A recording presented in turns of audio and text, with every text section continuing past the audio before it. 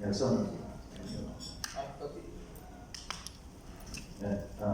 credible, honest, and credible, and what will be the basis? What are the basis for their answers to the question whether the last midterm election was honest or credible? If they say no, what will the basis be? If they say yes, what will be the basis? At the background always is the omnibus election code, in particular with regard to the automated election system. So may we have the views of our guests and their initial statements. Afterwards, we will propound additional questions. Maybe we can start with Butch Valdes and his affiliation. Yes, good morning, Senator, and good morning to everybody. I am Butch Valdes, currently now chairman of a political party, the Katipunan and Democratic Philippine, known as KDP. My initial reaction towards this outcome of the election is that rather than being credible, I find this incredible. The reason for this is I was looking at the beneficiaries of the results as they are being presented by the media, and I see three basic groups that are beneficiaries of this. Number one is, of course, the president and his daughter's group, because most of the ones that have been presented as winners in different rankings come from candidates which they have endorsed. Number two, we also see that most of the people should be happy because there was a complete shutdown of the so-called Ocho Derecho, which was kind of the prevailing sentiment at the time that we felt was the general sentiment. And number three, the other beneficiary here is the oligarchy. I say the oligarchy because we in KDP and many others have been focused on trying to do and promising to do certain things that will negate oligarchic interest in the present situations, most especially the energy costs and so on, and water costs and other things that are in control right now of the private sector, specifically only a few in the private sector, about 8 big corporations. These you're saying that the result is not reflective of the choices of the people, and what will be the basis for saying so? I said the prevailing sentiment was that the Ocho Derecho was not, none of the Ocho Derechos come out. So the general sentiment is they were happy that none of the Ocho Derechos. It's also correct that the president's choices have been what came up, no?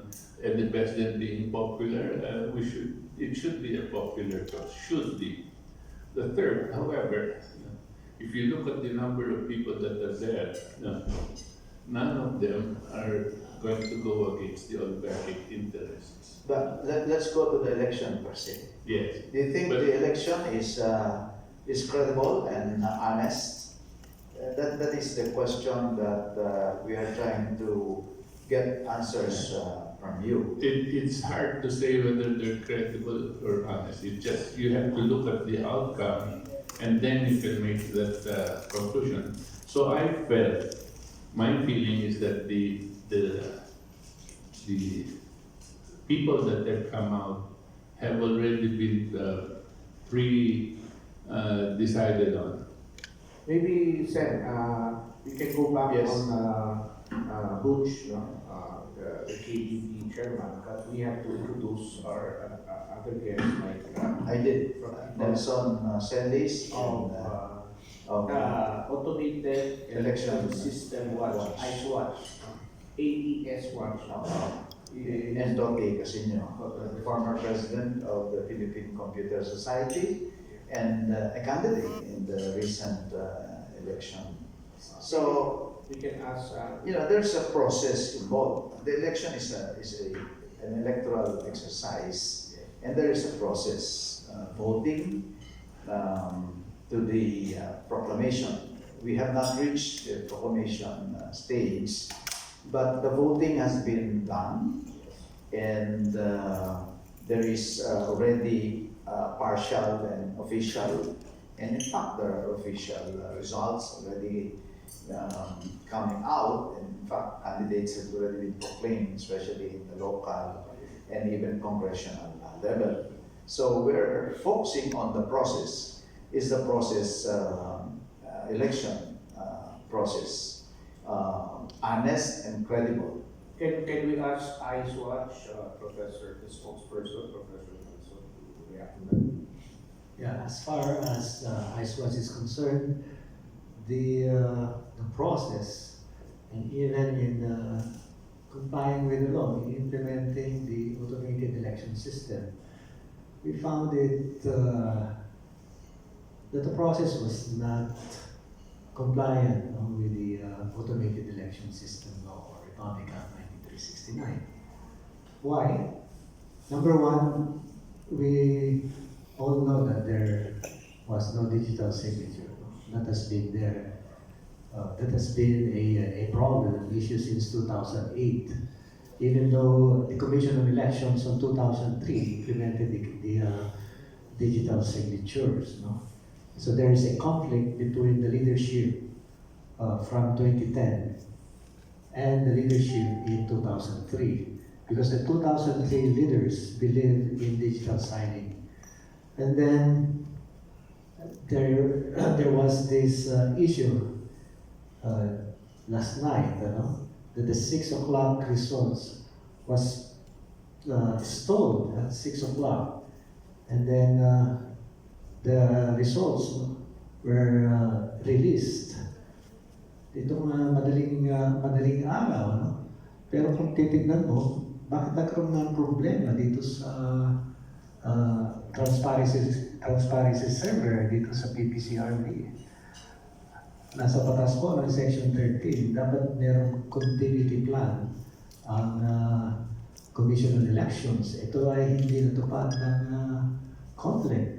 In fact, dapat 2 weeks or 15 days before the elections, pinabilis ng COMELEC ang continuity plan sa dalawang newspapers, national newspapers, at sa COMELEC website. No?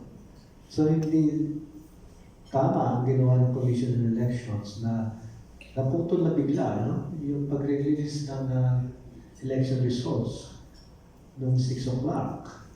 At marami pa pong iba na sa palagay namin, hindi sumunod ang ating Commission on Elections sa pagpapatupad ng automated election system law at paano i-implement ito properly. Mamaya pwede natin i-discuss ang detalye. No?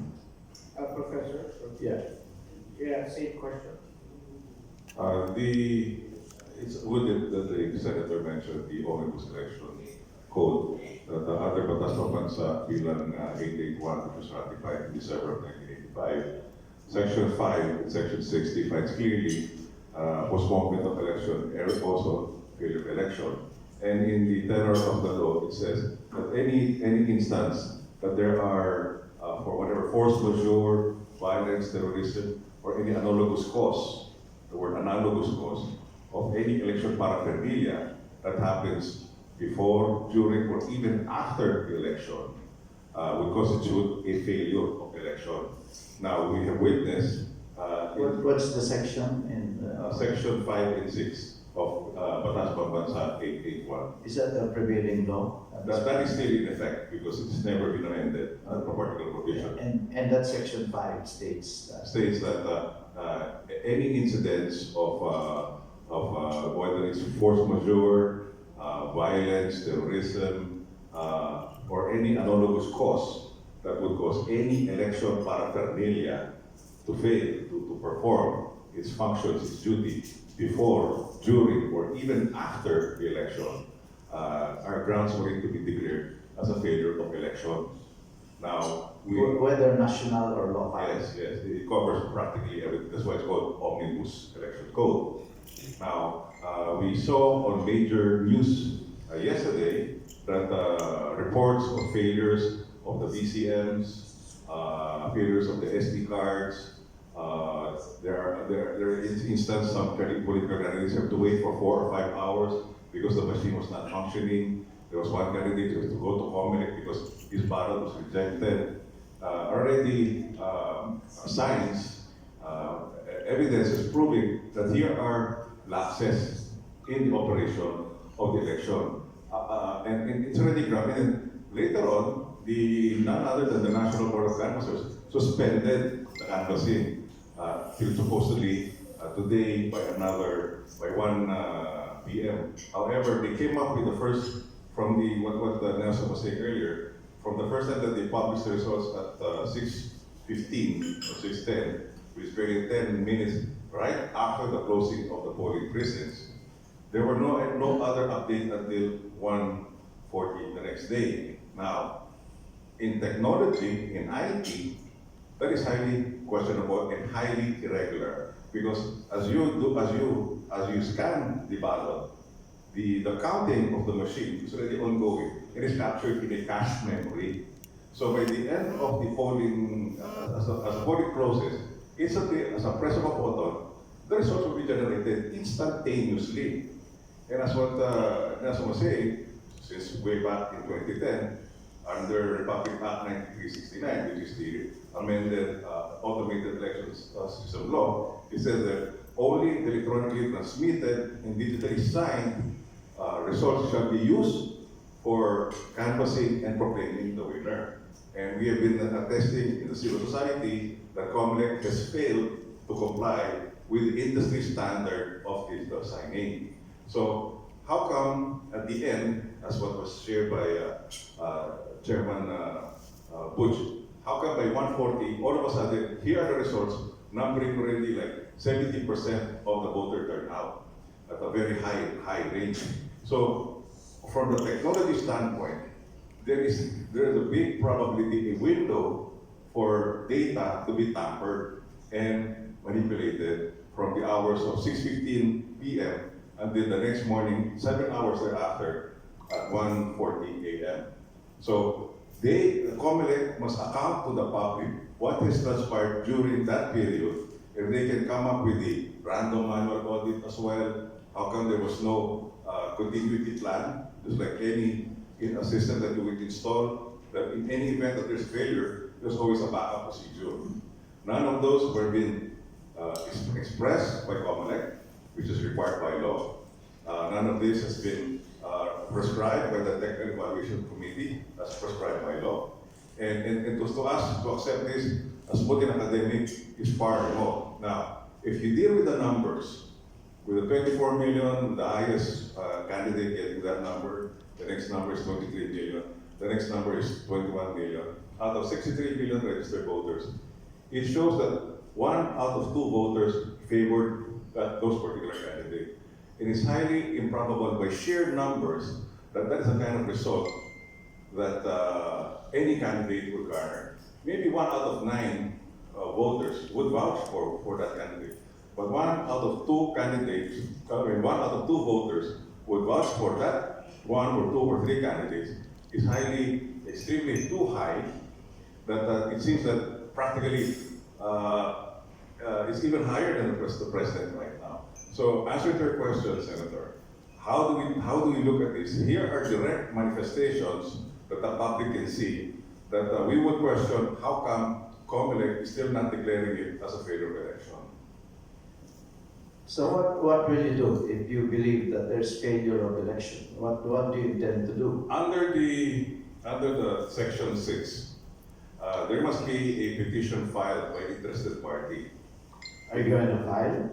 well, we have to discuss that among ourselves, if we're going to pursue that, or maybe a civil society. It did not specify in that law whether it has to come from a political party, it just said any interested party. Yes, so personally, will you, are you decided to file? Likely we just have to arrange our arguments. Meaning we, the KDP? KDP, probably even Philippine Society, probably even with AS Butch. Okay. Now, the reason why I asked earlier about Section 5 that you referred to as a basis for petitioning that this recent election was should be declared as a failure. There are 83,000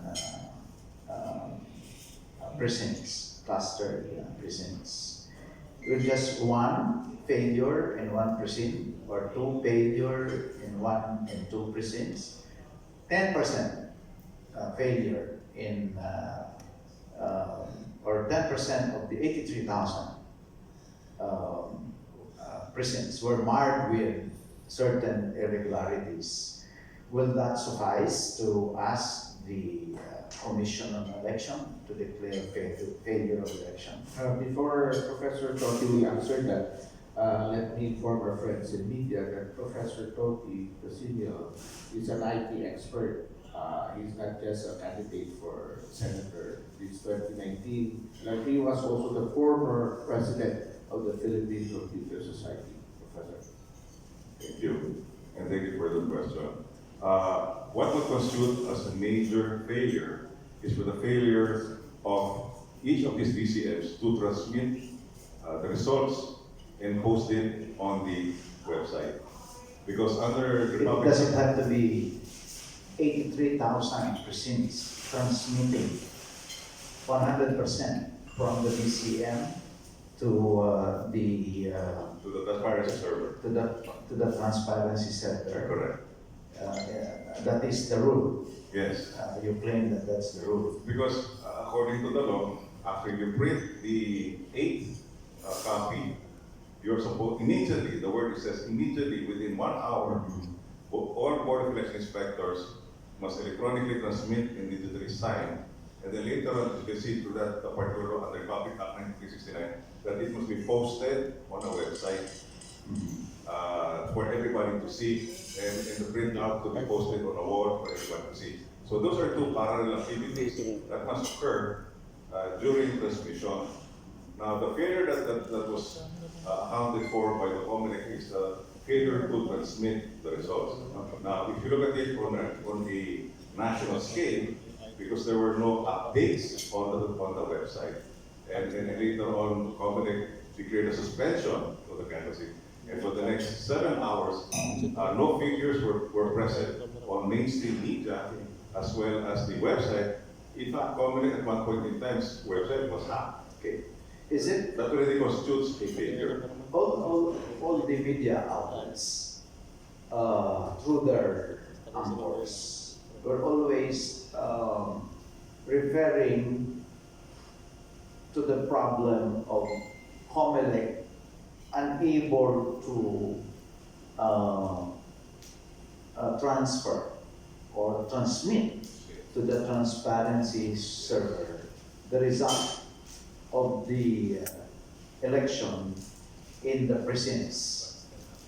Is that a correct statement?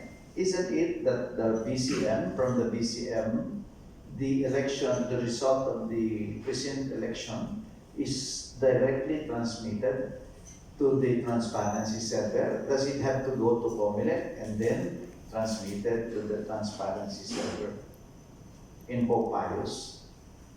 Okay. In near Pope Pius? That has to be clarified. Right. Is it correct that it has to come from the COMELEC or from the VCM direct, the transmission? Okay. In this case, the VCM is now considered as the polling precinct. That's right. Because the one that accepts the ballot. The result from the VCM. Right. So, Where should it be transmitted? Remember, from the municipal canvas, Huh? city canvas, provincial canvas, Right. the national canvas. Right. And the national canvas is the one that's COMELEC, right? Correct. And then, what's the role of the transparency server? Does it have to wait for the result coming from the COMELEC or from the VCM? It goes direct also to the transparency server. In the 2010, 2013, and 2016 scenario, where we're still dealing with the same provider, they would be transmitting one to the central server, call it the transparency server. At the time, they just classified it as central server, then later on in 2013, they call it transparency server. And also, as we're saying, to the municipal, then to the provincial, and to the national. So that way, it can go Simultaneously. simultaneously. Again, going back, does COMELEC have its own, and then Yes. what's the difference between the transparency server and the national canvassing board? The transparency server, as what was declared by the COMELEC, will be used for media. That's right. For everybody. It should reflect the same figures of the central server. Again, let me repeat the question. Does it receive its own transmitted election return separate from the COMELEC canvassing? It should receive the same, yes. To answer the question, yes. So it's not the COMELEC transmitting it to the transparency server. No. But the way it has been reported in the media, Yeah, the problem is COMELEC failed to transmit. correct. No, I think the question of the good senator is quite appropriate. If it's a transparency server, from the VCM, it can go direct to the transparency server. It can or In it the- should go. Well, it can. The problem No. here is, It It should. That's right. Under It should. It But should. the rules of the game is being made by COMELEC. No. Let's go to the book. I follow your. Let's go to the book. From the BCM, does it go direct also to the transparency server? That's it. No. It goes first to the from COMELEC. So the report is correct. Yes. So it goes to first to COMELEC and then To the transparency server. how can you have a comparison now? If the source, the result Okay. from the unofficial should tally with the official. Okay. So if you're saying that the DCM transmits first to the COMELEC, and COMELEC shares it with the transparency server, then what's the point of comparison here? Because you have to remember also, is the sequence of transmission in the normal scenario is it goes hierarchical, meaning from the polling precinct to the city municipal, we gather all the totals from the different polling centers, and then you consolidate that should call canvassing.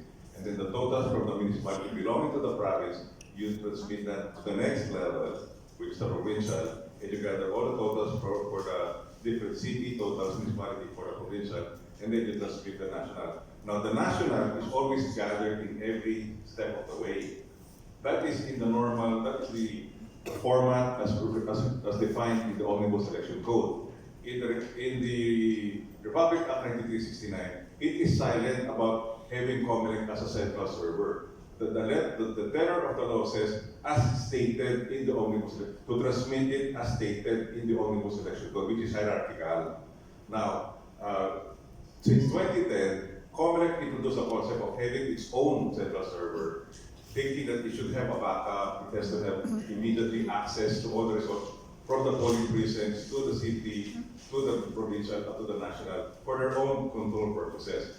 But that is not stated in the law. That is what's stated in the COMELEC Memorandum Circular Resolution, so and so, which was carried from 2010, 2013, and 2016. In 2013, they introduced the transparency server, where they're going to get the totals from the COMELEC central server to the transparency server. How will you be able to compare? The idea there, according to the letter of the law, Republic Act 1969, is that every source will be reflected on the website, which COMELEC did not comply in 2010. That's why, but they did not even let that website stay for 3 years. Although the law requires that it should be there for 3 years, only for about a few months that they took down the website. And even today, there is no website in Comelec that shows you the totals for every city level. It's not even present to this day. But it's specific in the law that just like what you see in the Omnibus Election Code, every city must all the totals per city must be reflected on the website. In that way, answer to your question, Mr. Senator, how can you compare what is in the central server to the forensic server? Based on what is posted on the website, everybody can compare the printout and let the volunteers gather all the printout, which is allowed by law, to capture that on using a camera, and then see whether the totals for that particular city or municipality is equal to the electronic returns that they have captured. And then they can see whether it also has the same. And then the same thing goes for the certificate of canvas captured from every city to the provincial total. So there is nothing in the AES law that says all election return from each VCM will go to a central server. It has to be hierarchical. As according to the Omnibus Election Law. So from the VCM in each precinct, in a municipality, all the election returns first go to the municipal canvassing. Okay? Yes. So that you will know immediately who won for the mayoralty and vice mayor for the municipal. And you also carry the provincial total also with that. Yes. And the national totals also. But from the municipal, yeah, you can already proclaim. You can already proclaim. Provided it is digitally signed. Yeah, and then the city, the same. Right. Okay. But the provincial will have to wait for the municipal canvass. Correct. There's also nothing in the system that says from the election return goes directly. There's nothing in the law. There's nothing in the law. But is it being done? The direct? The direct? Yes, since 2010.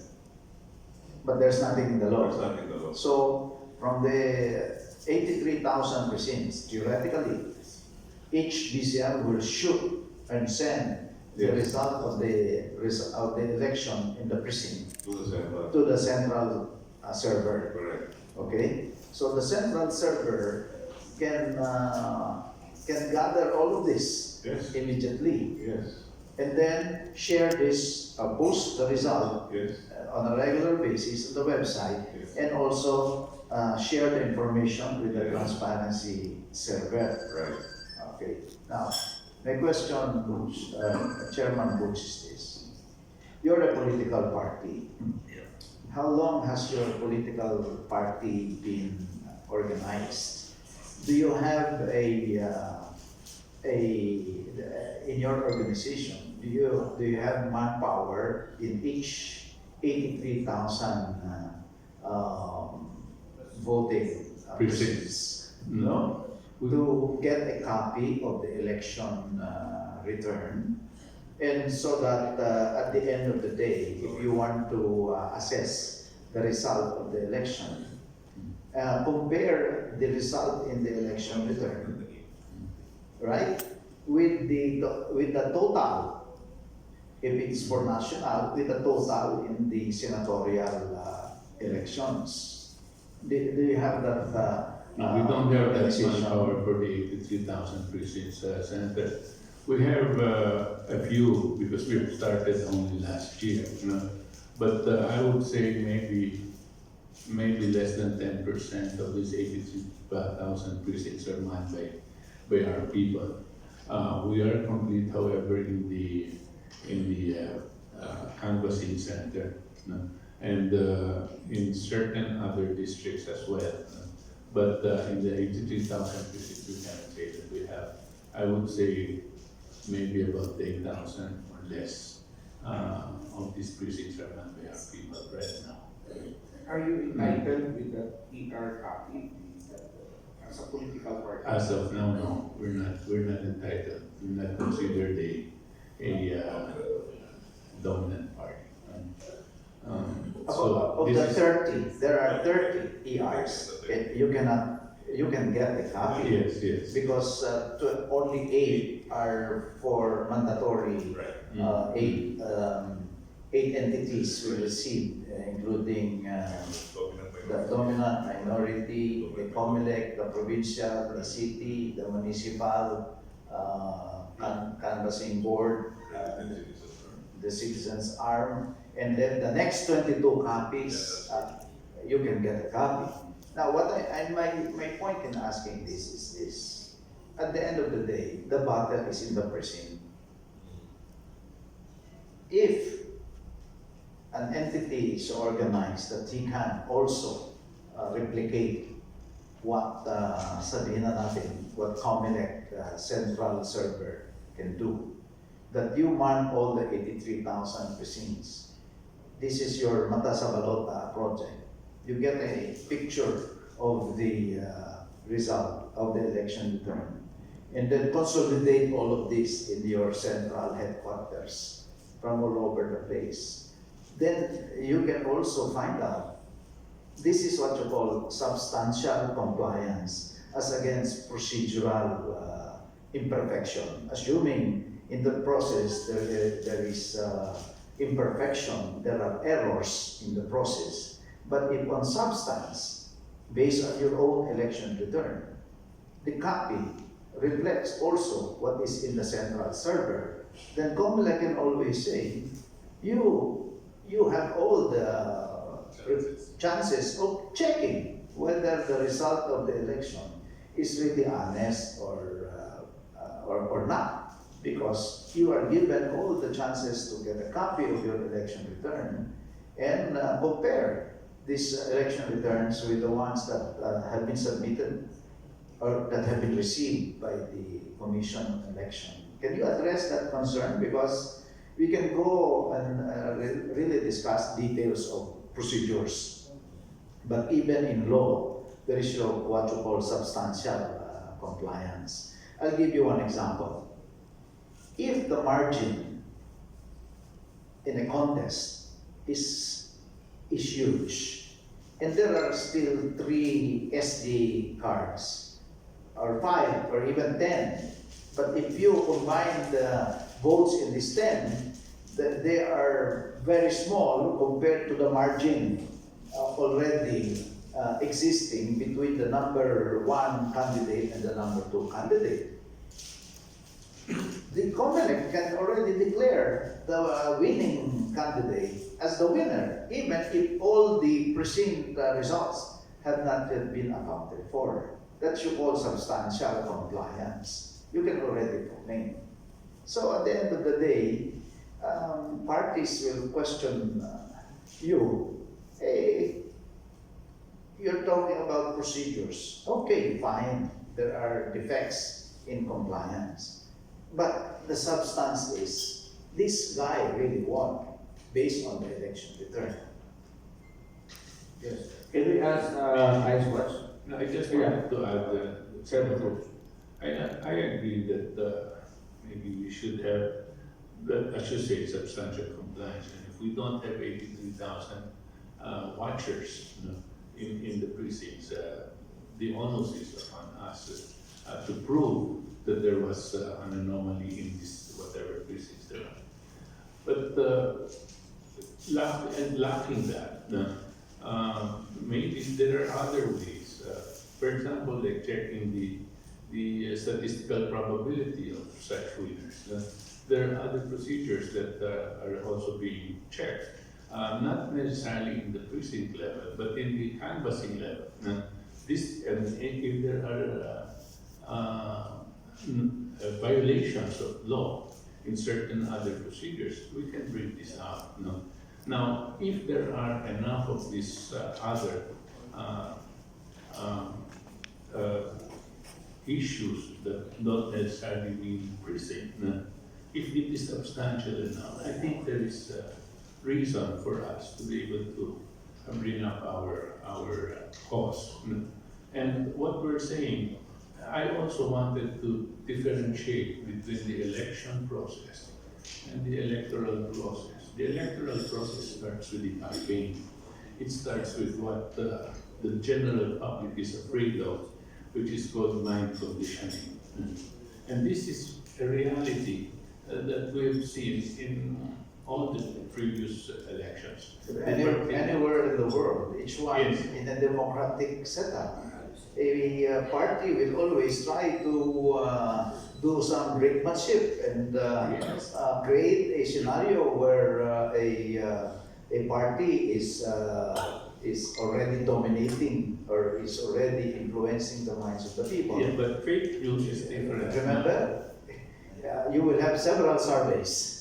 Each one has its own survey. Yes. It's a brinkmanship. I mean, What you call brinkmanship center is what the public calls mind conditioning, trend setting. And if there is a conspiracy between the survey companies and the mainstream media and all the other things that put into place, then there is a effort wherein there could be an effort wherein the results, the so-called results of the election, can be predetermined. And this is what the public is so scared about, that their right to suffrage might have been impaired by something that should have been done earlier. Now, I'm not saying that it's always done. I'm not saying that this was done in this case. But the public always has to have that prerogative to complain and be wary of such developments. We might call it a democratic process. If democratic process means being able to use certain things to condition the mind of the public, then maybe we are a bit too democratic. This is my this is war. Everything is fair. I'm just putting it bluntly. I mean, I am with you in your own sentiments. But this is war. That's the reality of the fight. So at the end of the day, what will really be more telling was there cheating. Okay? Was the result of the precinct vote not reflective of the will of the people who went to that precinct. Okay? Whether their mind has been conditioned, whether they have been paid or not, that's another matter altogether. Okay? But the process, first let us go through the process. If the election process was followed, okay, substantially, I'm saying substantially. By the way, the BB-PAT, I got my BB-PAT. I saw the names of the candidates that I voted for. Okay, I scrutinized it, and the machine gave me a receipt that showed all the names. I'm not sure if this is true for all, and I'm not saying that, no? But as far as my precinct is concerned, that's what the receipt that was issued, that came out of the voting machine. It was a reflection of what I wrote in the ballot. I shaded. So, at the end of the day, as I said, brass tacks. Go to the brass tacks. Was the election in the precinct fair? I mean, was it honest? And then the election returned. Okay? Did the machine really churn out the election return based on the votes of the people in that precinct? Okay? So, okay, lacking digital signature. It can be argued till kingdom come, but that's a violation of the omnibus election code. But there is no jurisprudence on that, except for BB-PAT. There is an order by the court to really produce. And I think COMELEC produced the BB-PAT, right? Is this the same BB-PAT? You said it's only BB, not PAT, before. But here, it's really a receipt showing the list of candidates. In 2016, I did not receive a receipt. I did not receive a receipt. Maybe said to further elucidate and shed light on that point of yours, we have here another guest who, let's say, stormed the COMELEC yesterday afternoon after a certain issues was, and then we're now talking about processes of the law. Now we hear a lot of talks right now outside about failure of elections and so on and so forth. Maybe let's call on another guest to join us here, and maybe he can further elucidate. Can we call Atty. Melchor up at the stage to help us discuss this particular issue, and maybe you can answer if you wish to. The question is there a basis for any declaration of failure of election or maybe cheating in the election whatsoever? Attorney Chong. Magandang umaga po sa ating lahat. The question is if there's a basis Or petition or declaration of failure of election because of what happened yesterday, and probably earlier we're talking about certain violations on the implementation of the laws, the procedural thing. insofar as failure of elections is concerned. I think there's no legal basis to declare failure of elections, but yung walang technical evaluation committee certification, kasi walang binigay ang TEC na certification that the automated election system is operating properly, securely, and accurately. I remember now, those are the words. What is a TEC? Technical Evaluation Committee of the Department of Science and Technology. The law in Section 11 of Republic Act 9369 specifically requires that the TEC must issue a certification that the automated election system is operating properly, securely, and accurately. So properly, securely, and accurately within 60 days before the elections. 3 months, 90 days before the elections. So according to Professor Celis, walang in-issue na certification ng TEC. So that can be a ground to question the legality of the election. Because without that certification of the TEC, wala tayong kasiguruhan that the election system was operating properly, securely, and accurately. So, given that, on my experience kahapon doon sa mata sa Balota, we were there, nag-operate kami, we have a team of 24 operators. We have 6 globets, 6 smart numbers that we distributed across the country. And true enough, reports were coming in from the field, sir.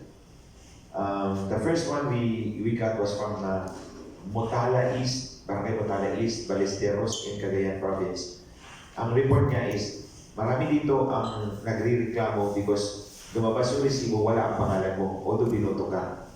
I mean, ako, they're referring to me. Binoto si Chong pero hindi lumabas sa resibo. Then this was followed in Biliran by a woman. Nasa Facebook ko po yung video niya. I know her personally. Ang binoto niya si Marojas at si Chong. Ang nasa resibo si Marojas lang. Then a while later, may isa naman, ang binoto si Chong. Ang lumabas si Nery Colmenares. Then this was followed in Manila.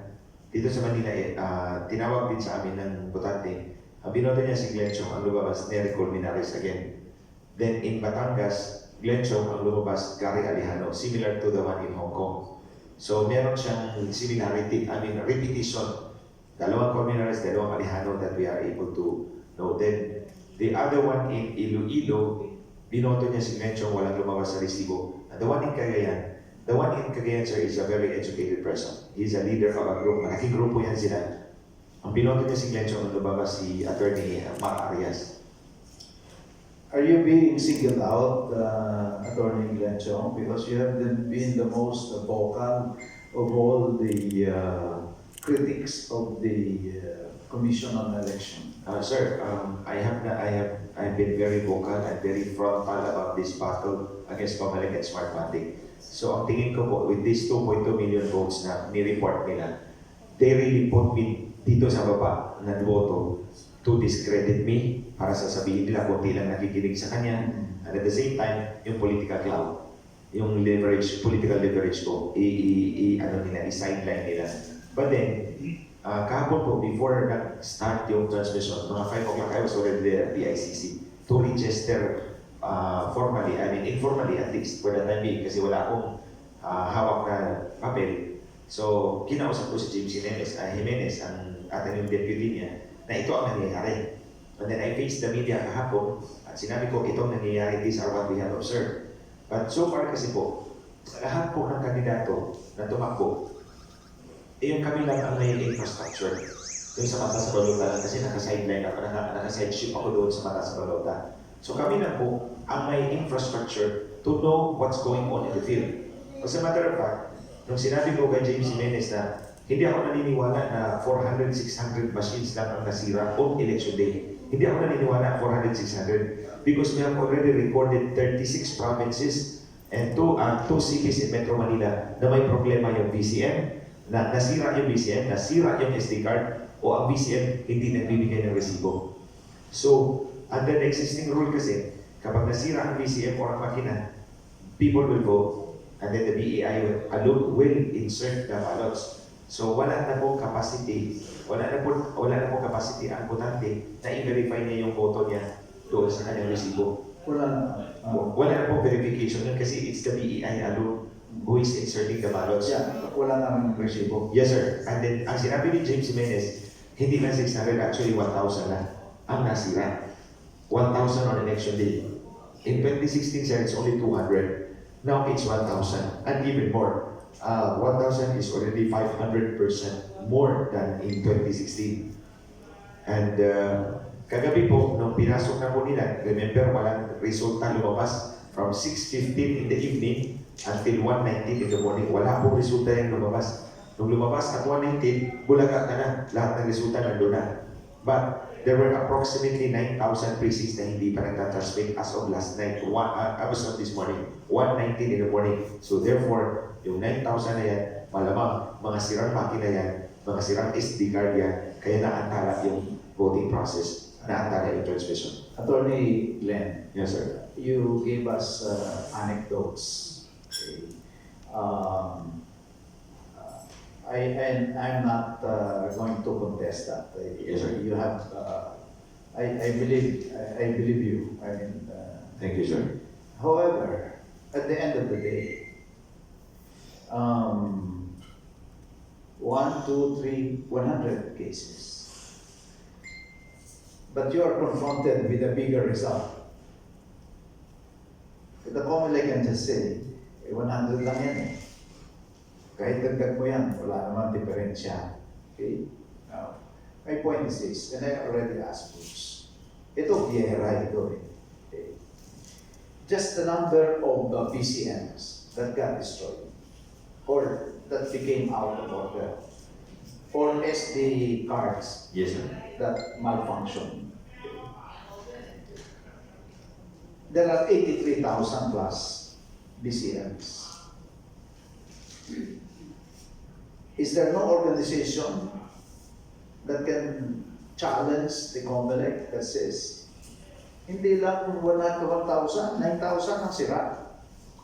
Yes, sir. Meaning, at the end of the day, the troops on the ground will execute the affidavit. Sira ito eh. Sira ka sa amin. Sira, etc.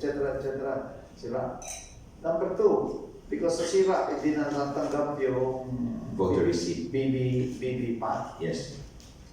I think if we have that kind of massive information backed up by testimonials, including affidavits, then Toti's Section 5 of the Omnibus Election Code can be used if we have all of these available. As I said, this is gera eh. Gera ito eh. Gera.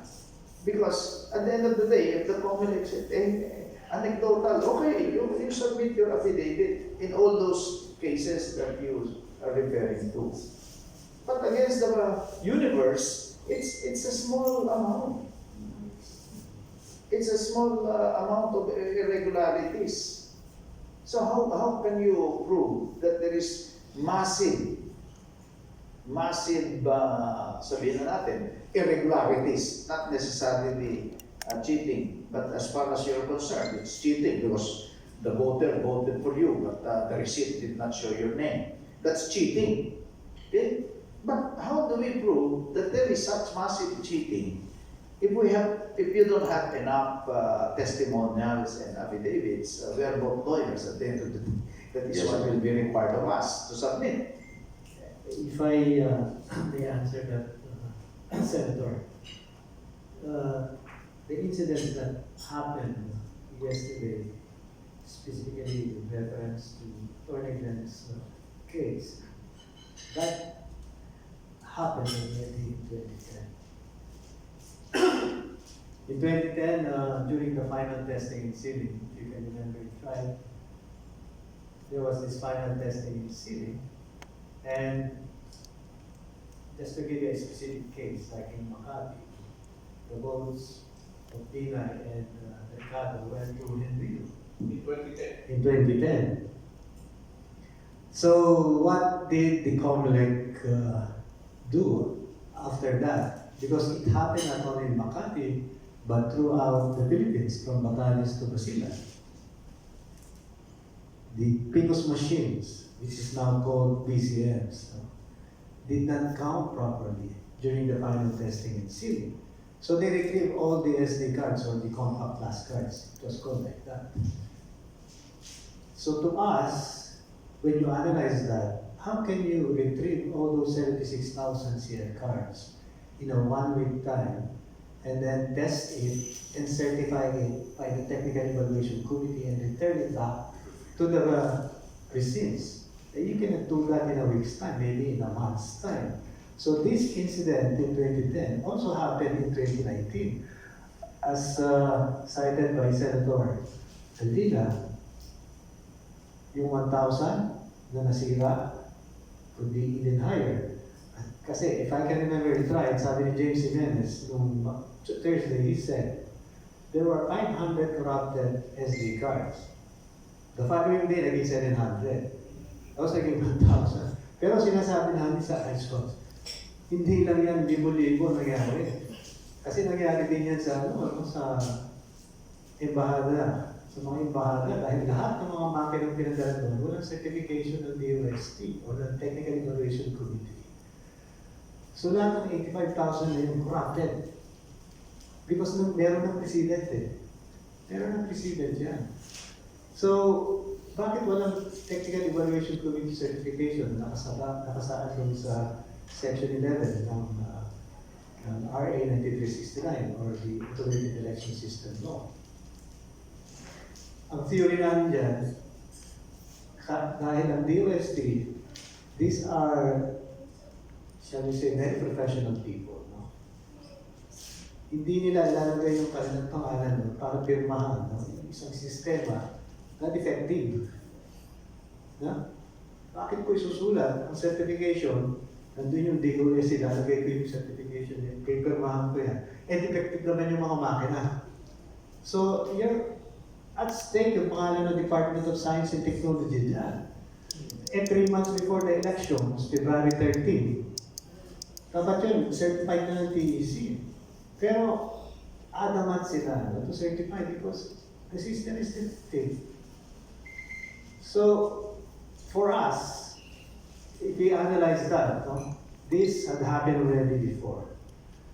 Kita natin yung kaso ni Atty. Glenn, Chong, binoto siya pero iba yung lumalabas. Nangyari din yan in the past. So the main argument ng COMELEC doon, i-retrieve natin lahat ng 76,000 dahil defective. So, kami, naniniwala kami na yung TEC, hindi sila naglabas ng certification because they don't want to put their name at stake. Because these people are professionals. So what do you expect? Isi-certify dapat ng DOST, ng TEC, source code. Under the law, under Section 11. Isi-certify nila yung audit. How accurate are these machines counting? Isi-certify nila yung continuity, contingency. Lahat po ito, lahat ng technical measures or technical provisions in the law, isi-certify ko ng ng Department of Science and Technology, being the head of the TEC. Hindi nila ilalagay yung mga pangalan nila dyan para lang masabi ng COMELEC, oh yan, may certification si DOST, yung TEC.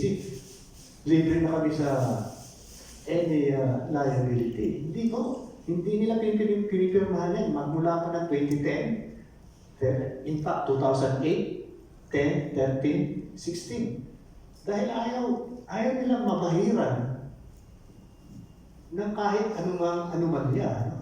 Because these are anomalies na nangyayari.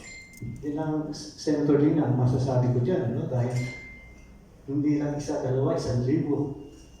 Marami nangyayari dyan. Sa tingin namin, marami yan. Dr. Celis, let me ask you a blunt question. Did you not expect all of this to happen?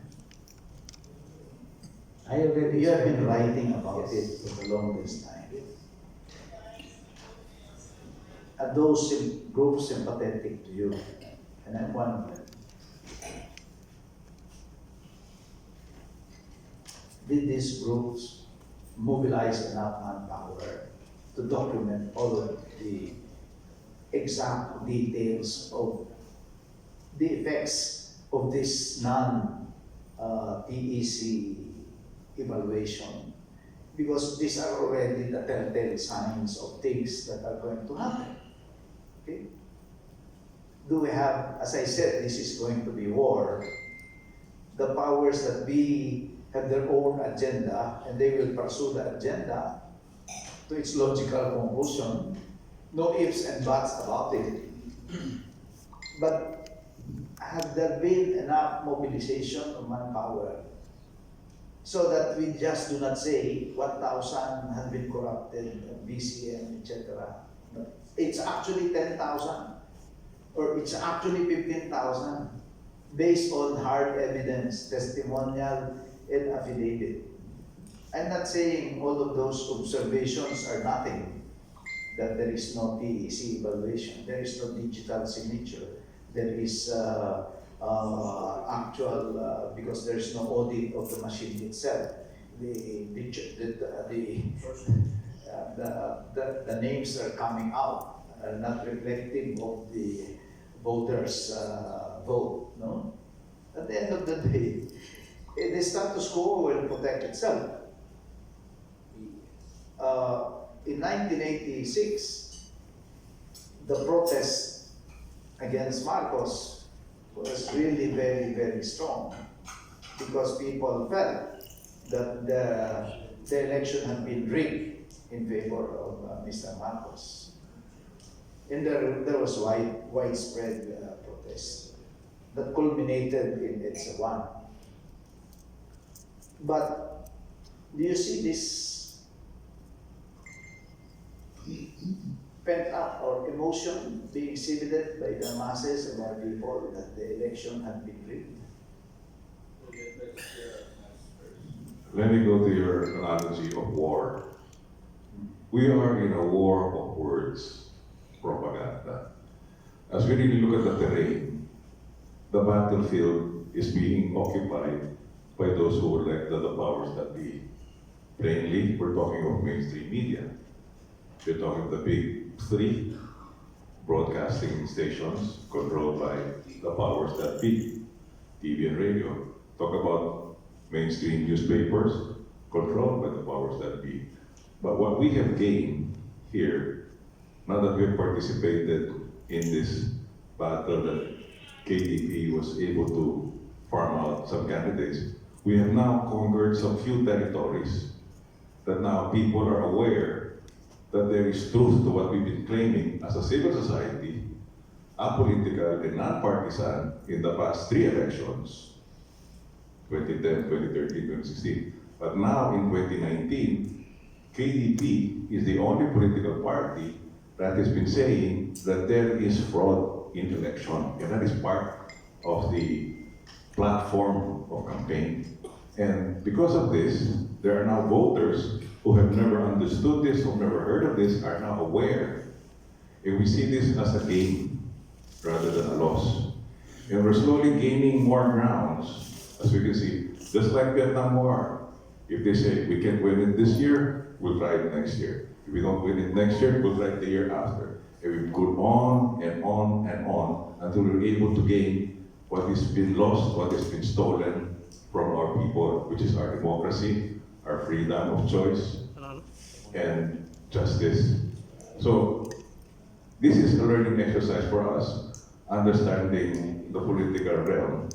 As you are a seasoned politician yourself, Senator, we're understanding the mechanics. We're understanding that yes, we need the machinery.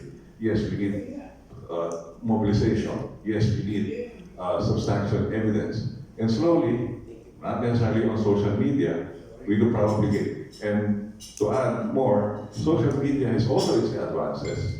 Thanks to technology, we're now broadcast worldwide. Unlike before, it was really painstakingly moving inches by inches. But now, we're moving leaps and bounds. And in a matter of a few hours, days, you could probably capture the imaginations of a greater number. Well, I congratulate you for your idealism, and I hope you maintain that. The battle may have been, well, not yet lost, but it seems not in favor of those who share your idealism. But the war is not yet over. The battle may be lost, but the war is not yet over. And therefore, moving forward, stronger voices must be heard to shout out loud all these transgressions that you have enumerated, digital signature, the lack of audit, the PEC, lack of the PEC evaluation, and all of that. Now, maybe one major question is, aside from the direction of filing a petition, if there is a ground to file a petition for declaration of nullity of election, will you file cases against COMELEC officials who are supposed to implement the law but fail to implement the law? And I heard many concrete violations of the Omnibus Election Code and the AES law. Will the COMELEC officials responsible for non-implementation of the laws be made to account for said violations? Yes, we did already in 2010. We also did that in 2013. And so many other cases that were filed, not only in the Ombudsman but also in the Supreme Court. But these cases were not heard. Are they still, Unfortunately, especially in the Ombudsman. they're still pending? It's still pending, and we were not given any notice why our cases filed, specifically also in the Ombudsman, were not heard. So we filed petitions against the Commission on Elections, against the Smart Market, and those who are part in the implementation of the project of AES. In fact, the group is now converging again really to analyze on what particular grounds that we could already file against the non-compliances, irregularities in these 2019 elections. If we can remember it right, there was this two privileged speeches of Senator Sotom, the Senate President, in March of 2018, and he said that there were irregularities in 2016 elections. And he said that such irregularities would be election sabotage. But we need to investigate. But there was investigation, only happened twice in this year. The last one was April 8th, under the TWG, or Technical Working Group of the Joint Congressional Oversight Committee, concluding that there was early transmission, there were queuing server, and so many other irregularities. even the Smartmatic official was also present in that TWG meeting. And we were expecting last week of April that the TWG, of course, would have already submitted their conclusion on the particular meeting, but no joint congressional oversight committee was here. So we're saying that we already saw that this thing is coming because it happened in 2008, 10, 13, 16, and 2019. And there's also a big influence on the part of the Joint Congressional Oversight Committee. Seldom that this committee conducts meetings. That's another thing. That's why most of the recommendations, especially by the Advisory Council, Public Advisory Council is headed by the Department of Information and Communications Technology. In fact, the person that was appointed by President Digong as Secretary of the ICT was Secretary Saladima. And Secretary Saladini at the time, sometime in 2007, recommended that for 2019 election, we should have mixed technologies, meaning we should not be relying on Smartmatic.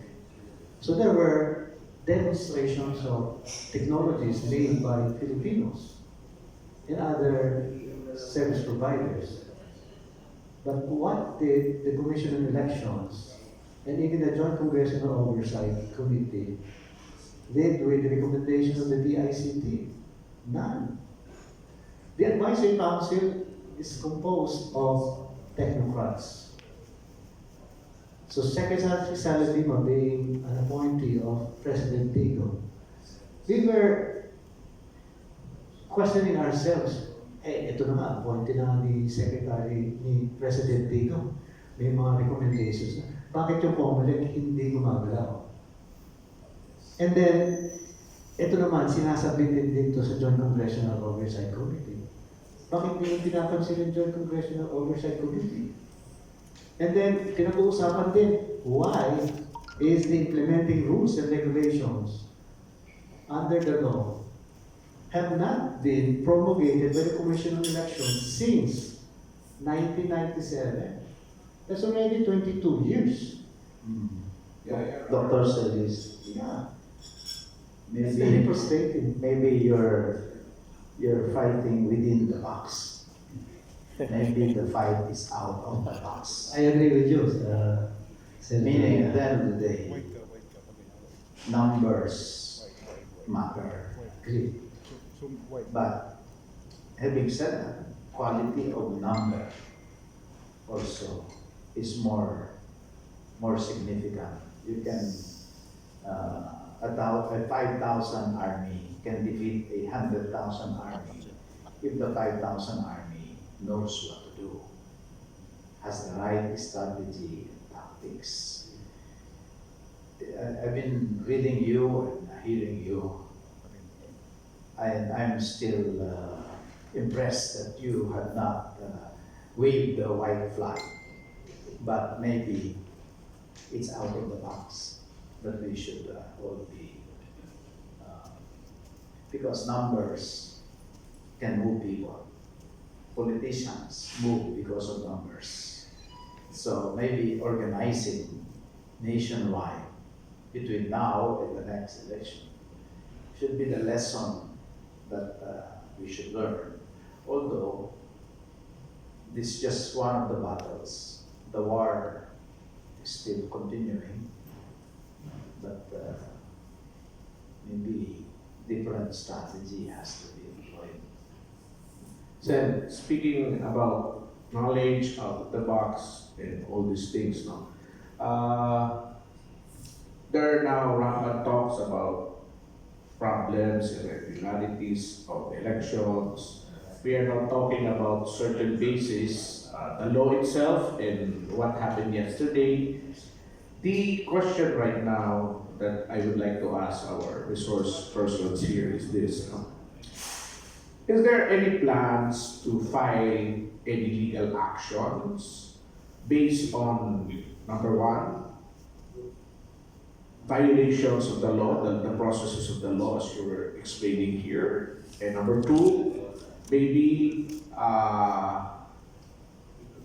as an outcome of what happened yesterday in the overseas voting, no? If there is any plans to file any action, legal action, what kind of action will this be? What will the action be? Is it filing a case or based on failure of elections? Now, or other things that you might even think of?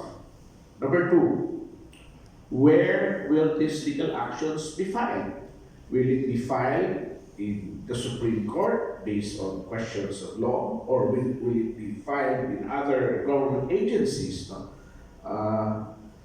Quote Valdes. Sana, I don't know. Can each and every resource person react on this? Let's start with Chairman Butch, then Attorney Glenn, then Professor Nelson, Professor Toti. But based on your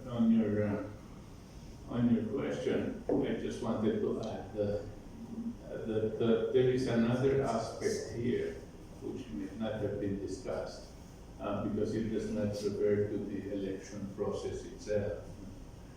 It's the constitutionality of the whole issue. We have been advised even before, as early as 2010, that we should bring up the constitutional issue of complex delegating part of its functions to another party. To a foreign. Much worse to a foreign. Much worse to a foreign entity. Because his interpretation, and I'm talking of Magdamo, who was supposed to be a constitutional lawyer, and he said that his interpretation of the law is of the constitutional law is that the COMELEC is mandated to be responsible for all elections, all the way to the barangay level.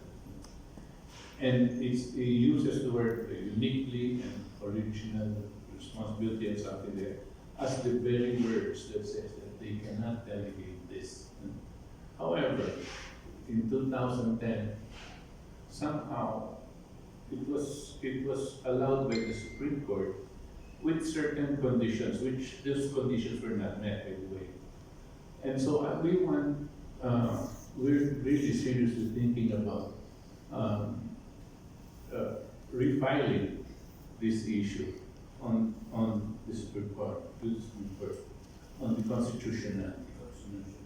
And we think this is much more fundamental than the election process cheating issues. Because this is done in tandem. The election issues are done in tandem with the smart card. And if the provider, if Smartmatic were not around, maybe we'll be able to handle this a bit better. Especially if we know the real background of the provider which we have used. We know the background of these guys. So internationally they have a reputation. So That is good reputation. pretty bad. So we should look into this as a people and take this as an issue in the Supreme Court, and finally do away with having it. Now, if it's Filipinos versus Filipinos, maybe the numbers, as the good senator has been suggesting, might work. And I just wanted to share this with you. Very great.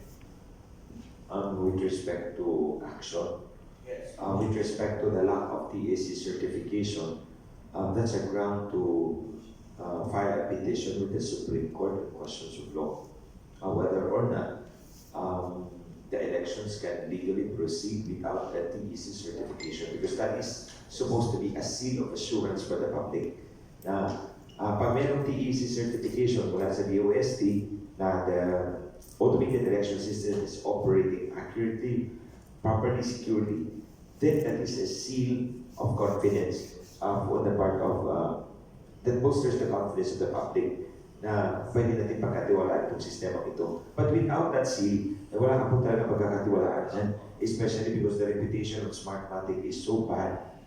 No. So that's why any group can file a petition in the Supreme Court questioning the legality of the elections, on questions of law. And with respect to yung sabi ni Senator, yung magbuo ng grupo or political party, whatever that is, it could be a group, it could be a party, as a way to move this issue forward. I think that's worth a try.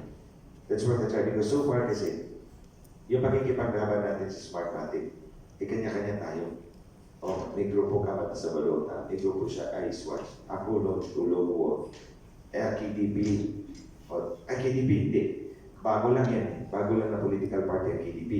So, but if we band together, lahat tayo, lahat ng kalaban ng Smartmatic, lahat ng taong gusto maging malaya tayo, laban sa mga makina ito, magkaisa kayo tayo sa isang grupo lang. Palakihin natin yung grupo na yun, down to the grassroots level. Actually, it was, the idea was given to me kanina in a text. Tinext ako ng isang kaibigan. Because of the elections na, short lang yung campaign period. That campaign period could be a jumping board to get people to coalesce together. Magkaisa tayong lahat. Hindi, siguro simula na yun, lahat ng taong bumoto sa akin, bumoto sa KDP, magkaisa tayong lahat. Let's form into one organization na ang tanging all-purpose lang ay patalsikin si Smartmatic, tanggalin si Smartmatic and make it liable. Kung kailangan pumunta tayo sa labas, magpakita tayo ng war bodies at some point in time, gawin natin yan. Kasi alam naman natin, sa ating political system, there are political interests. There are political interests. But igagalang tayo, papakinggan tayo kung meron tayong maraming war bodies. And that's what we aim to do. I think that's what we should aim to do. Professor. Yeah, I agree with Senator Lina and the comments of Chair of Commission for Glenn. But I would like to share also, with due respect to those who do not believe in federalism, because I was a resource person during the Federal Constitution hearing, only on the aspect of electoral reform. So I presented my case, all these cases from 2008 to 2016, and even 2003, 2004, and 1997. So the bottom line of my presentation was that our election should be done publicly in every precinct. This is what's called public counting. Whether it is manually counted or computer aided. And the chairman there, the former Chief Justice Toti, I can remember that Senator Pimentel was on his right. There were at least around 20 commissioners in that hearing, and they told me this is the first time that we learn about these anomalies in our elections, 2008, 10, 13, and 16. We haven't heard this before. But I was also surprised in those comments from some of the commissioners. But of course, the dean of the College of Law, the graduate school, Ms. Sambeda, summarized my presentation in just one or two sentences, specifying and highlighting public counting. And this was injected in the draft federal constitution. So that is my contribution to that particular hearing of the federal constitution. That there should be public counting. We should not allow counting made alone by the system without us verifying it, without us knowing it, what really transpired. But we have to do it in a way that everybody in the city will see the results. Okay, Professor Toti. Coming from the advocacy circle, being apolitical and non-partisan, entering into the political arena has given me a lot of lessons learned. And quoting the Senator of thinking out the box. I believe that while we engage in this war of words, and our key here is how to argue our position statements. The thing that we should do now that we have gained enough sympathizers and supporters, practically new friends, what we should do now is to weaponize these arguments. Because once we weaponize these arguments, it's no longer us that will be fighting the battle. It will be these new sympathizers, it will be these new supporters who will be out there to echo and pass on these weapons, not of mass disruption, but weapons of intellect, weapons of knowledge, weapons of arguments, so that they will know what has been stolen from them, what has been cheated from them, so that once and for all they can realize the reality that what you see there as black and white is all fake. So until we have gained that much following, we grow the numbers, what we need to do is to further strengthen and use these arguments and then translate these arguments into weapons. I think, Sen, the statement of our resource persons here is very unanimous, no? A call for action. Okay, basically, we should do something about this problem, this issue. Now, my question is, if we will act, if we will go to battle, saan yung battlefield natin? Which arena? Supreme Court, etc. Then, final question, kailan ba ang plano ninyo to do this action? Do you have a timeline? A day, 2 days, 3 days, 1 week, 3 years? Can I ask this to our resource persons?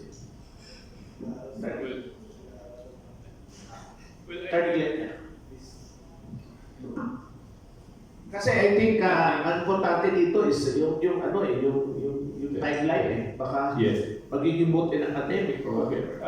So Actions. not to be very facetious about it. It has started. On day one, it has started. This mata ng balota is a call to action. No? And our responses to these present developments is part of the calling to action. No? Because hopefully, we're starting to open the eyes of many of our viewers and listeners. And that's the first thing. As Toti was saying, they have to be the ones to join us in this whole effort. So we're starting this, and I congratulate, of course, Mata ng Balota to have initiated this. And it becomes a vehicle, first to educate our people, to know who the enemies of the people are, and to eventually determine how precisely, if I may borrow the word, weaponize this as we do battle. What is sad, however, is we are talking all the time of a war, when there shouldn't be a war. It is us, the people, that should be protected by the administration, By government.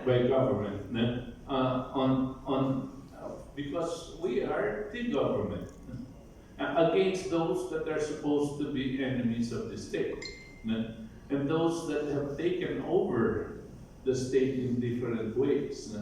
I cannot miss out all the time in mentioning the oligarchic interests. No? Because the oligarchic interest has covered much of our quality of life, of our way of life, no?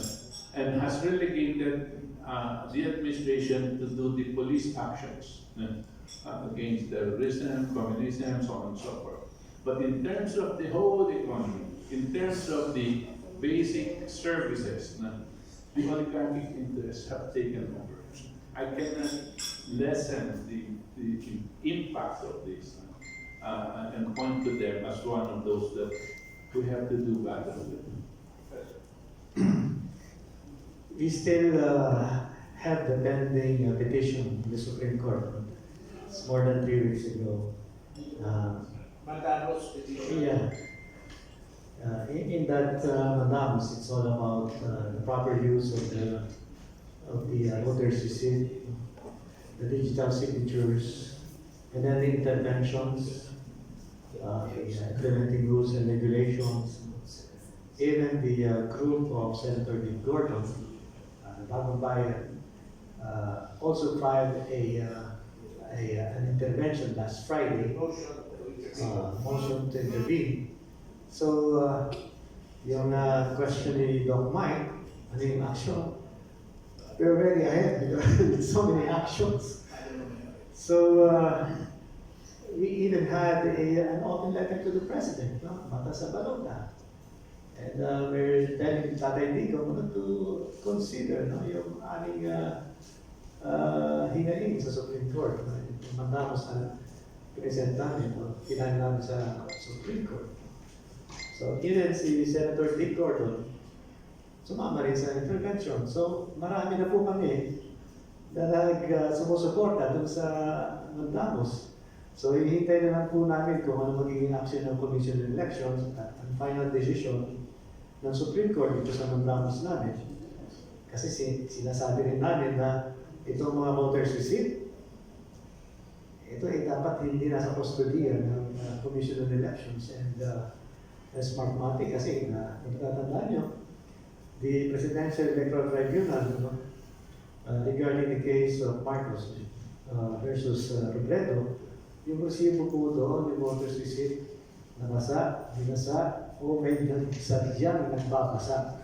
So wala akong saysay yung ating voters receipt. Nakalagay pa naman doon sa ating batas dapat voter verified paper audit rate, ino-audit po dapat siya. Ano po nangyari doon sa ating voters receipt noong 2016? Wala pong nangyari doon. No? Ang pinaka-importante sa atin dyan, no? I-keep safe natin yung itong voters receipt kung pwede nga. Sinasabi nga ng grupo na hindi na dapat Comelec at Smartmatic ang mag-handle niya, kundi yung Office of the President. Ang custodiya nitong mga voters receipt. Second day pa lang naman ngayon. At baka, who knows, no? One of these days, baka sabihin ng Supreme Court, granted. Invitation ng Magdamos. Pwede na namin muna ng camera, no? Yung mga ballot receipts, or I mean, the receipt boxes, no? Na nandun lahat yung mga voters receipt. Pwede na namin kunan doon ng mga camera pictures and videos, and we can come up with our own tallies, no? Kasi nga, yung sinasabi ni Senator Lina kanina, yung election returns, gamitin din po natin yung voters receipt. Kasi itong mga voters receipt, mga validated po ng botante ito. Except yung mga cases na ni Atty. Melchor, pwedeng exceptional yun. No? Pero majority, no? Pagmula Batangas sa Pangasinan, gamitin po natin yung voters receipt. Kunan po natin ng picture. Huwag na po natin padalayan sa Commission on Elections. Baka naman mabasa naman, mabagyo, mabaha, balindol. Naku, lalo pong grabe yan. Kaya, nananawagan po kami sa Pangulong Digong, sa Tatay Digong. Kung pwede itong mga voters receipt, nasa custody ng inyong opisina po. Yun po. Follow-up lang, Professor. Kumuha ng picture yung resibo or yung VVPAT, yung voters receipt. Sino ba ang kukuha ng picture? Kasi ang sinasabi nila, magagamit daw ito sa vote buying, etc. After elections na po ito. So yung ballot secrecy, wala na po doon. No? So, example natin, tinatawag namin yung kamerambola. Kakarambola mo yung mga resibo doon, kahit na 2 araw, 3 araw, pwede pa natin kunin yun eh. So, wala doon ballot secrecy na. For purposes of food audit, dapat yung balota at yung resibo, binabangga yan. So, because if you want to simply count the voter receipt, and then ang mga pangalan doon, wala doon, or binigay sa iba yung boto mo, without the ballot, you will not be able to find anything. You will just confirm what the machine has already reported. Kasi kung ballot receipt lang as is, the result will simply confirm yung resulta nila. But if you match it with the paper ballot ng butante, that's where you find the anomaly. Yun. Professor Toti? Answering the question of what's a call for action, as an IT practitioner, we're familiar with doing strategic planning. Another we have an organization, not beyond AES Watch, beyond Philippine Society, we have a political organization called KTV. We can see that now we can use this structure, we can organize ourselves and then identify the milestones that we need to achieve in the next 3 years if we're targeting 2022.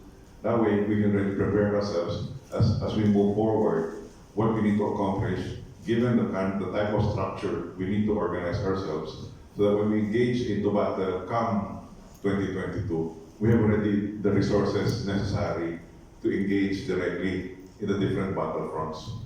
And to us, again, as a part of our practice in IT, it is our norm to do strategic planning.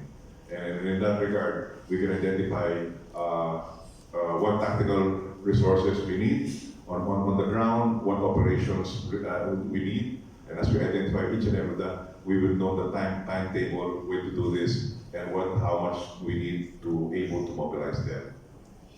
Yes. And we're talking about timeline. Let me call the legal counsel of Balota in the person of Atty. Magdamo. Atty. Mel, can you sit down there on the other side? Timeline. Itong mga filing ng mga actions, legal. Ano bang timeline dito? When we were talking about the issue of failure of election, what is the timeline? Ano ba ito? Sa yung pinanggit kanina ni Toti Casiño, yung Section 5 of the Omnibus Election Code, it's about postponement, hindi na natin magagamit yan. Section 6 ang pwede natin gamitin, failure of election. Ang timeline doon is 30 days. 30 days from May 13, which means until June 13. You mean to say na if you intend to file any petition or legal action on the issue of failure of election, which I understand the only entity who can declare this is COMELEC. I don't know, correct me if I'm wrong. Yes, only COMELEC. Is within 30 days. Within that time, after 30 days, parang you will forfeit your opportunity to take legal remedy on this issue. Yes, we lose that opportunity. But I'm not in favor of that. I-file pa rin natin for other purposes. No? But there's another way of doing it that you don't have to go to COMELEC. You can go to the regional trial court, like what was done in 2014 in Nueva Ecija by supporters of Brother Eddie Villanueva. They filed a case, not an election protest, but a freedom of information case. The right to know what is inside that ballot. And then they made it clear that they're filing this not for the purpose of installing their candidate, but only to let the people know the truth. And the Judge Celso Baguio of Capan Nueva Ecija granted it. And doon, napahiya yung COMELEC nun. Tapos, what happened, yung COMELEC kinasuhan niya yung judge, si Chairman Brillantes. So nagkaroon ng hearing sa Senate, and it was a marathon hearing in August of 2014. Nagkaroon ng challenge between tayo, no? The same people, no? It was sila Toti, sila Nelson, sila Melchor, no? Binuksan yung balota sa Senado, marathon hearing to prove who is correct. And we proved that mali. Ang layo ng count, the actual count and the Smartmatic count by 88 points, no? Ang laki-laki ng discrepancy. So we could do that. So para yung sinasabi ni Senator Lina kanina na he wants to build up numbers, he wants to build an army. Yeah. Or we can do that in regional trial courts all over the Philippines, no? Mag-sampling tayo dyan, tapos file it as a right of information. Yun yung wording sa Constitution natin eh. In other countries, they call it freedom of information. Here in the Philippines, it's right to know. Yun ang nakasulat. No? So you file in the regional trial court, right to know, right of the people to know ano ba yung nasa loob ng balota na yan compared with the resibo. And there's no deadline for that. Yung 2013 case, final ng 2014. Going back to, before you react, Professor, going back to the issue of failure of election, no? I just would like to ask a stupid question, if you will allow me to do that. No? Ang sabi mo, isang entity lang yung pwede mag-declare ng failure of election, which is COMELEC. Then you're asking COMELEC to declare failure of election. You know, isn't that stupid? The petition to declare the COMELEC stupid. Sasabihin ng COMELEC, I will roll that. I am not stupid. You are the one stupid. Ganun. It's a stupid law eh. So let's not go that route. Although, for courtesy purposes lang, para give COMELEC a chance to call us stupid again, okay lang. Anyway, then we will file with our army of all over, regional trial courts all over the Philippines. Sampulan natin. And hindi, let's take mga 10 to 20 lang. Para for the record lang. Of course, ito for the record lang we're not here to burn COMELEC. No? Actually, sa COMELEC, dapat tulungan natin. No? Because kahit COMELEC is not perfect. No? Walang perfect na agency dito. But, you know, kung dahil hindi siya perfect, sunugin natin yan, ibahin natin, who will do the elections na? Now, what we're saying is, tulungan natin, we would like to support COMELEC in its righteous intentions for a clean, credible, honest election. Yun yung sinasabi natin. No? Baka ma-misinterpret tayo na inaaway natin yung COMELEC. But this is basically democracy. Basically, we're just exerting our rights as citizens of this country and demanding our government, particularly COMELEC, to do its job as provided for in the Constitution. Professor? Gusto ko lang dagdag doon sa sinabi ni Atty. Mel, pwede i-invoke yung Executive Order number 2, which is the Freedom on Information. So, pwede natin i-invoke yung FOI na pinirmahan ni Tatay Digo. This is in parallel with what he mentioned earlier na yung ginawa doon sa Reverend Sia, yung kaso ni Brother Eddy, yung right to know. So, we can invoke Doc Mike, Chairman Butch, Freedom of Information na pinirmahan ni Tatay Digo. Sakop ba yung constitutional body, itong, di ba, executive order ito? Can you, ano? Ato yung lang sa EO ni Digong, Executive Order number 2, hindi siya sakop. But they will exert COMELEC being a constitutional body. Yes. But they can exert efforts to persuade independent constitutional bodies. More or less, napakaganda ng discussions natin and we have one late guest na dumating. Tawagin ko nga yung isang kandidato pa natin sa senatorial for his last word. We have RJ Javellana. RJ, can you come up and just last comment on these things that we're talking about. Then pagkatapos nito, we can already go.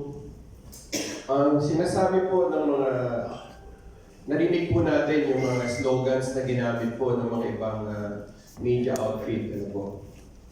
Sana panalo ang taong bayan. Sa nangyaring ito, ulit na ulit po ang malungkot na nakalagay sa ating konstitusyon na ang tunay na kapangyarihan ng taong bayan ay siyang dapat na manaig. Sa experience na ito, talo po ang taong bayan. Malinaw po na isang dayuhang makina ang nagbigay ng direksyon sa kinabukasan ng taong bayan. Para matiyak po yung tinatawag na mga economic policies na gagawin sa Senado tulad ng Train 2 na siyang makikinabang ay ang mga oligarko. Ang pagpapalit po ng saligang batas na kung saan kumakatok ang interes ng mga dayuhan ay tiyak ko na ito ang sasagasa at magpapahirap sa maraming Pilipino. Ang KDP po ay lumahok sa eleksyon na ito. Namulat po kami sa aming mga mata dahil malinaw ang aming plataforma. Malinaw po ang aming tindig sa Smartmatic na isa ito sa instrumento ng mga oligarko para manatili ang matinding kontrol sa ekonomiya ng mga oligarkong ito. Gamit po ang surveys na peke, gamit ang mga mind conditioning na ito, at isang araw bago mag-eleksyon, 2 araw bago mag-eleksyon, lumabas ang isang survey na halos tugma dun sa mga lumabas ngayon. So, ito yung malaking sarswela. Tama na ang sarswela nito. Ang boxing ay dapat hindi lamang po sa eleksyon.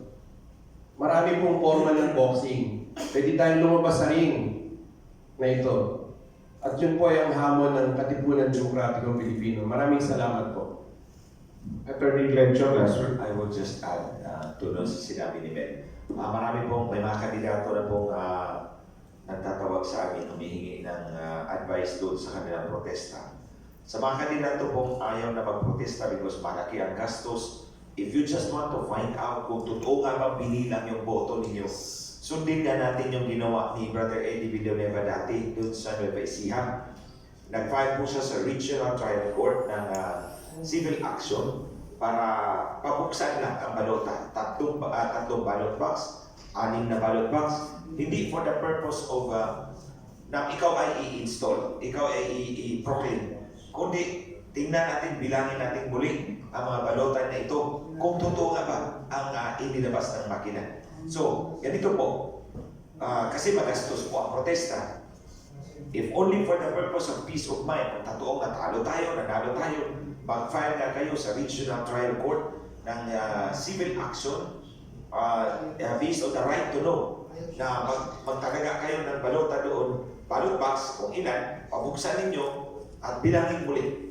And then, kung maaari, paalam niyo po sa amin para we can keep up the public pressure kasi alam ko may mga RTCs din na hindi a-action. Kasi yung mga nakaupo, magpipressure yan sa RTC na huwag aksyonan. Pero dito po, gamitin po natin yung pinagkaisang lakas ng taong bayan against this regional trial courts na hindi a-action. So kung mag-file po kayo ng civil action para magpabukas ng mga balota at marami pong politiko o mga kandidato ang magpapabukas, hindi po magastos masyado yan. Ang babayaran ng abogado lang at yung fees doon. Kung 3 ballot box na ang pabuksan mo at paglabas, hindi tuma-tuma ang balota, well, that's a good start.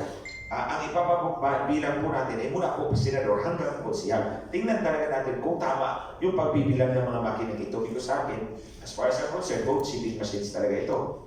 So mula senador hanggang konsihal, pabilang natin lahat. And then kahit 3 ballot box na, bawat munisipyo, mawiwindak ang sindikato dyan. Kaya dahil buong Pilipinas yan, papabukas. So it will not cost too much. Siguro yung mga kababayan natin, if you are so minded, as a taxpayer, as a citizen, as a voter, pwede pong mag-file sa RTC ng special civil action pagpabukas po ng balota para mabilang po muli ang mga botong ito. But I think it would set a precedent kasi this is precedent setting. Kasi nung si Brother Eddie, kandidato siya. But what about if I'm just an ordinary citizen, a taxpayer, a voter, gusto kong makita kung paano binili ng makina yung mga boto namin, especially po yung naghahanap po ngayon ng kanilang boto. Like for example, si Bishop Ted Malangin, yung party list niya sa Nueva Ecija na ito. 6 ang church niya doon, kahit 2,000 ang miyembro. Wala pang 200 ang boto ng kanyang party list. So that's a good start.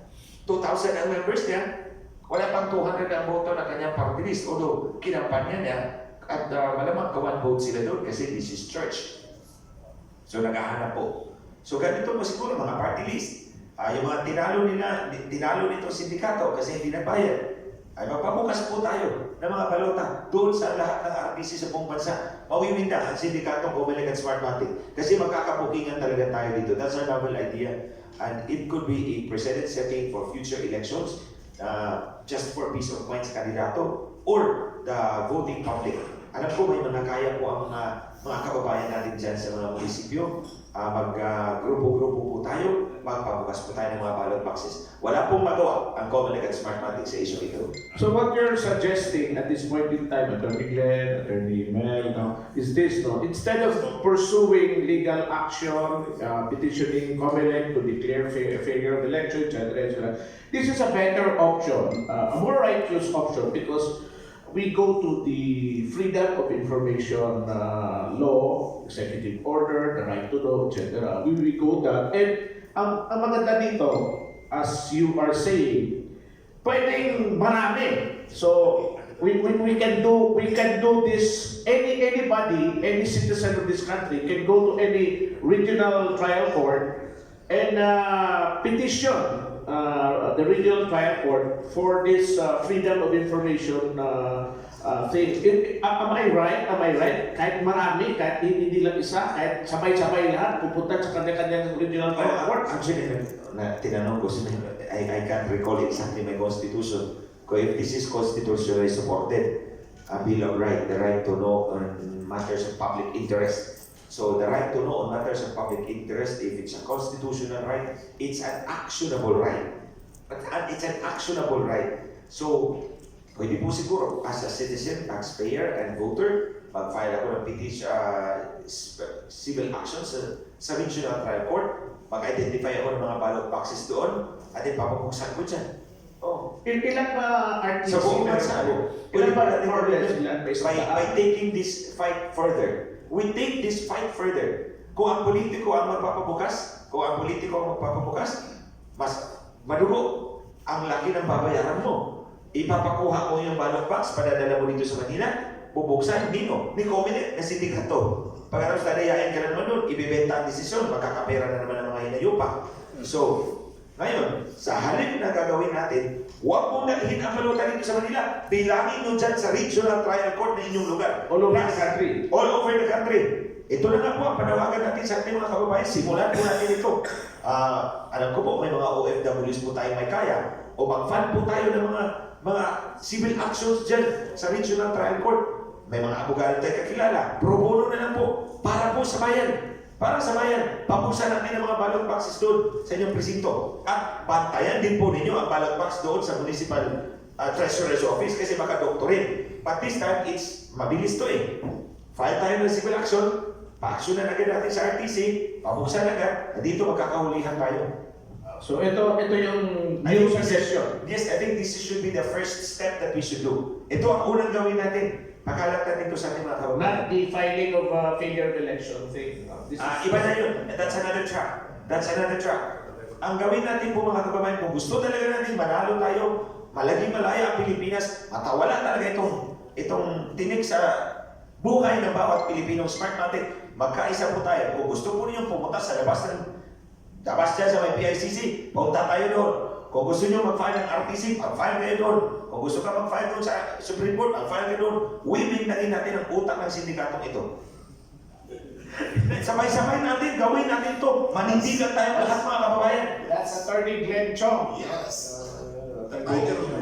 Buti nagkaisa tayo nito lahat. Dami natin ang na-accomplish. I was racking my brains. Ano bang gagawin ko? Alright, Professor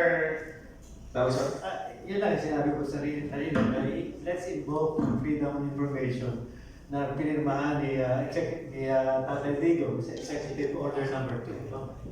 Alright, so with that now, again, gusto ko lang tanongin is timeline. So, nasagot na. Nasagot na yung tanong ko. So with that, maraming salamat and we will continue this forum although tapos na yung eleksyon, no? So, yung mata sa balota, tapos na. Tapos na ang dayaan.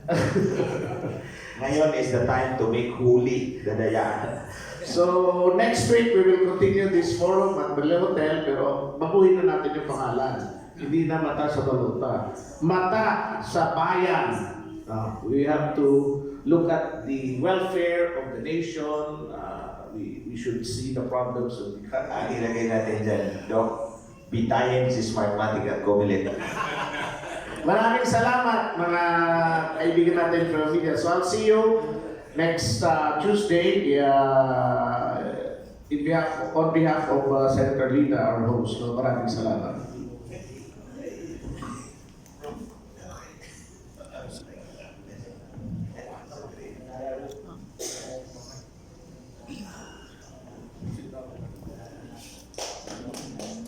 Kamu na. Wala pa sa novel idea. Wala pa lang.